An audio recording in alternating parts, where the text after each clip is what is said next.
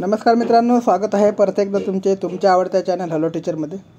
मित्रांनो, नगर परिषदेच्या संदर्भात एक महत्त्वाची सूचना उमेदवारांकरता आलेली आहे। कालच्या तारखेचं जे प्रसिद्धी पत्रक आहे 26 सप्टेंबर 2024चं, ठीक आहे। तर तुम्हाला माहीतच असेल 5 तारखेपर्यंत जे आहे ते नगर परिषदची जॉईनिंग कंप्लीट करून घ्यायची आहे। मागच्या व्हिडिओमध्ये आपण बघितलेलं आहे, ठीक आहे। तर याच्यामध्ये उमेदवारांना सूचना काय आहे ते बघूया।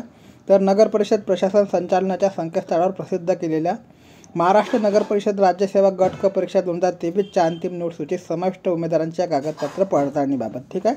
म्हणजे डीवीच्या संदर्भात ही सूचना आहे मित्रांनो। आता त्याच्याकरता काय महत्त्वाचे डॉक्युमेंट्स तुम्हाला लागणार आहे ते सुद्धा आपल्याला बघायचे आहे।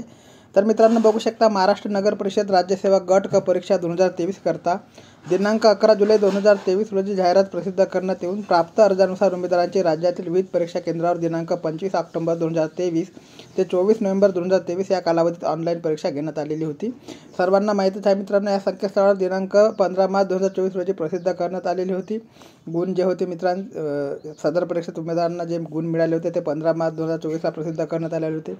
त्याच्यानंतर मित्रांनो, 11 जुलै 2023 रोजीच्या जाहिरातीत संवर्गनिहाय व श्रेणीनुसार नमूद रिक्त पदांच्या संख्येनुसार सदर परीक्षेतील पात्र उमेदवारांचे गुणानुक्रमानुसार सामाजिक व समांतर आरक्षण विचारात घेऊन एकूण 8 संवर्गाची भाग 1 प्रारूप निवड सूची व भाग 2 अतिरिक्त प्रारूप निवड सूची, म्हणजे ज्याला आपण प्रत्यक्ष यादी म्हणतो, ते दिनांक 10 जून 2024 रोजी संचालनाच्या जी वेबसाईट आहे त्या वेबसाईटवर प्रसिद्ध करण्यात आलेली होती, ठीक आहे। संदर्भ क्रमांक 2, 3, 4, 5 व 6 नुसार महाराष्ट्र नगर परिषद अभियांत्रिकी सेवा, स्थापत्य विद्युत व संगणक, महाराष्ट्र नगर परिषद पाणी पुरवठा, जलनिसारण व स्वच्छता अभियांत्रिकी सेवा, महाराष्ट्र नगर परिषद लेखापाल, लेखापरीक्षक, महाराष्ट्र नगर परिषद कर निर्धारण व प्रशासकीय अधिकारी व महाराष्ट्र नगर परिषद अग्निशामक सेवा या सर्वांच्या अंतिम नोट सूची प्रसिद्ध करण्यात आलेल्या आहेत। सदर निवड सूची सामाजिक व समांतर आरक्षणानुसार गुणानुक्रमे नव्याने समाविष्ट झालेल्या उमेदवारांची कागदपत्र पडताळणी करण्यात येणार आहे, ठीक आहे। तर आपणास कागदपत्र पडताळणी करता बोलावण्यात आले असले तरी आपली निवड झाली असे समजू नये। मुख्य जे सूचना आहे त्यांनी दिलेल्या आहे त्यानुसार महाराष्ट्र नगर परिषद राज्यसेवा गट क परीक्षा 2023 मध्ये खालील नमूद संवर्गातील भाग 1 अंतिम निवड सूचीतील नव्याने समाविष्ट झालेल्या उमेदवारांची ऑनलाईन अर्जात अपलोड केलेले दस्तावेज जसे शैक्षणिक अर्हता, अनुभव, जात प्रमाणपत्र, वयाबाबतचा पुरावा, अधिवास प्रमाणपत्र व इतर सर्व दस्तावेज यांची मूळ कागदपत्रे व त्यांची प्रत्येकी एक स्वसाक्षांकित प्रतिसह तसेच कागदपत्र पडताळणी करता सोबत जोडलेलं कागदपत्र तपासणी प्रपत्र उमेदवारांनी भरून प्रत्येक पानावर स्वाक्षरी करून स्वतः कागदपत्र पडताळणी करता एम्पी थिएटर, नवी मुंबई महानगरपालिका मुख्य कार्यालय, भूखंड क्रमांक 1, किल्ले गावठाण जवळ, Palm Beach junction, sector 15, ACBD, Belapur, Navi Mumbai 400614 येथे खालील नमूद वेळेवर उपस्थित राहायचं आहे, ठीक आहे। उमेदवारांच्या वतीने त्यांच्या प्रतिनिधींना कागदपत्र पडताळणीची उपस्थित राहण्याची जी आहे ते परवानगी राहणार नाही, ठीक आहे। तर मित्रांनो, याच्यामध्ये जे क्लिअरली दिलेलं आहे की त्यांनी की तुम्हाला ओरिजिनल डॉक्युमेंट जे तुम्ही ऑनलाईन फॉर्मला भरलेले असेल, ऑनलाईन फॉर्म भरताना जे तुम्ही टाकलेलं असेल ते सगळे ओरिजिनल डॉक्युमेंट सोबत त्याची एक झेरॉक्स ते बी सेल्फ अटेस्टेड तुम्हाला पाहिजे आहे, ठीक आहे। सोबतच ओळखपत्र म्हणून मित्रांनो आधार कार्ड, पॅन कार्ड किंवा ड्रायव्हिंग लायसन्स घेऊन जाऊ शकता, ठीक आहे। पदाचे नाव काय आहे बघा। तर याच्यामध्ये 3 कॉलम आहे। अनुक्रमांक 1 पदाचे नाव आणि दस्तावेज पडताळणीचा दिनांक व वेळ, ठीक आहे।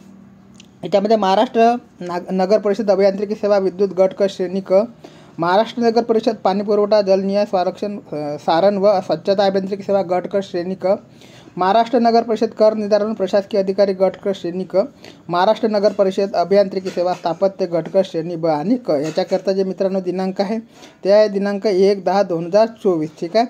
1/10/2024 तारखेला तुम्हाला जायचं आहे। तारीख निहाय व उमेदवार निहाय वेळापत्रक सोबत जोडण्यात आलेले आहे। त्यानुसार उमेदवारांनी आपणास नेमणूक दिलेल्या तारखेस वेळेवर उपस्थित राहायचे आहे, ठीक आहे। दस्तावेज पडताळणीची जी वेळ आहे, उमेदवारांनी स्वतःच्या ओळखीच्या पुराव्यासाठी अर्जासोबत जोडलेला ओळखीचा पुरावा, स्वतःचे आधार कार्ड व त्याची स्वाक्षांकित प्रत सोबत आणणे अनिवार्य आहे। उमेदवारांनी आरक्षित जागेकरता अर्ज केला असल्यास त्या पुष्टर्थ आवश्यक असलेली सगळं मूळ कागदपत्र जे आहे और मूळ प्रमाणपत्र जे आहे ते तुम्हाला सोबत नेणे आवश्यक आहे। तसेच अर्जासोबत सादर केलेली माहिती व अर्जासोबत सादर केलेल्या कागदपत्राच्या अनुषंगाने उमेदवाराने सोबत आणायची मूळ कागदपत्रे खालीलप्रमाणे आहे, ठीक आहे। याच्यामध्ये तुम्हाला 10वी आणि 12वी जर असेल तुमचं तर त्याचं प्रमाणपत्र लागणार आहे आणि त्याच्यामध्ये 10वी कंपल्सरी होतं। नंतर मित्रांनो, पदास आवश्यक असलेल्या शैक्षणिक अर्हतेची पूर्तता करीत असलेल्याबरोबरचे सगळे प्रमाणपत्र लागणार आहे। वयाच्या पुराव्याबाबतचे प्रमाणपत्र लागणार आहे। त्याच्यामध्ये जन्माचा दाखला, शाळा सोडल्याचा दाखला चालेल। उमेदवार मागास प्रवर्गातील असल्यास संबंधित जात प्रमाणपत्र, अनुसूचित जमाती प्रवर्गात निवड झालेल्या उमेदवारांचे जात वैधता प्रमाणपत्र, ज्याला आपण कास्ट व्हॅलिडिटी म्हणतो, कास्ट व्हॅलिडिटी लागणार आहे. वैध नॉन क्रिमिनल प्रमाणपत्र लागणार आहे. दिव्यांग व्यक्ती प्रमाणपत्र, ज्या हॉरिझॉन्टल रिझर्वेशनमधून जे आहे ते फायदा घ्यायचा असेल किंवा त्याचा हे घ्यायचा असेल, पोस्ट घ्यायची असेल, तर त्यांना ते हॉरिझॉन्टल रिझर्वेशनचं प्रमाणपत्र लागणार आहे. ठीक आहे. नंतर माजी सैनिक असल्याचे प्रमाणपत्र जर माजी सैनिकांकरता आहे. ठीक आहे. याच्यानंतर क्रीडा प्रमाणपत्र व क्रीडा पडताळणी प्रमाणपत्र, अनाथाचं आरक्षण घ्यायचं असेल तर अनाथ प्रमाणपत्र, अंशकालीन पदवीधर पदवीधारक प्रमाणपत्र, भूकंपग्रस्त प्रमाणपत्र, म्हणजे ज्या प्रकल्पग्रस्तांकरता प्रकल्पग्रस्त, ज्या हॉरिझॉन्टल रिझर्वेशनचा तुम्हाला फायदा घ्यायचा आहे किंवा ज्या हॉरिझॉन्टल रिझर्वेशनमध्ये तुम्ही बसत असाल त्याचे प्रमाणपत्र तुम्हाला लागणार आहे. ठीक आहे. नंतर मित्रांनो, उमेदवार विविध शैक्षणिक अर्हता व इतर अर्हता धारण करीत नसल्याने आढळून आल्यास किंवा दस्तावेज पडताळणीकरता अपूर्ण कागदपत्र सादर केल्यास उमेदवारास निवडसाठी अपात्र करण्यात येईल आणि निवड सूचीतून नाव वगळण्यात येईल. याबाबत उमेदवारांनी कोणत्याही प्रकारची तक्रार करू नये आणि केली तरी ती विचारात घेतले जाणार नाही. ठीक आहे.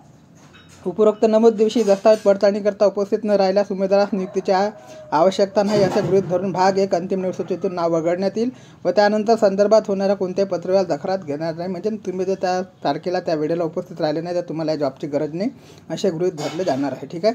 महाराष्ट्र नगर परिषद राज्यसेवा गट क परीक्षा 2023 करता तयार करण्यात आलेल्या उमेदवारांना सर्वसाधारण सूचना व बुकलेटमधील प्रकरण क्रमांक 6 निकाल प्रक्रिया यातील 6/6/12 भविष्यात कुठल्याही कारणास्तव कोणत्याही संवर्गातील वरिष्ठ श्रेणीतील पद रिक्त झाल्यास कनिष्ठ पदावरील उमेदवारास जसे श्रेणी क वरून श्रेणी ब व श्रेणी ब वरून श्रेणी अ वर रिक्त होणाऱ्या पदावर हक्क सांगता येणार नाही किंवा श्रेणीवाढ करण्याची विनंती कोणत्याही परिस्थितीत मान्य केली जाणार नाही. ठीक आहे. म्हणजे ज्याला आपण प्रमोशन म्हणतो. याबाबतचे निवेदन प्राप्त झाल्यास कोणती कार्यवाही न करता परस्पर दप्तर दाखल करण्यात येईल, म्हणजे काढण्यात येईल. ठीक आहे.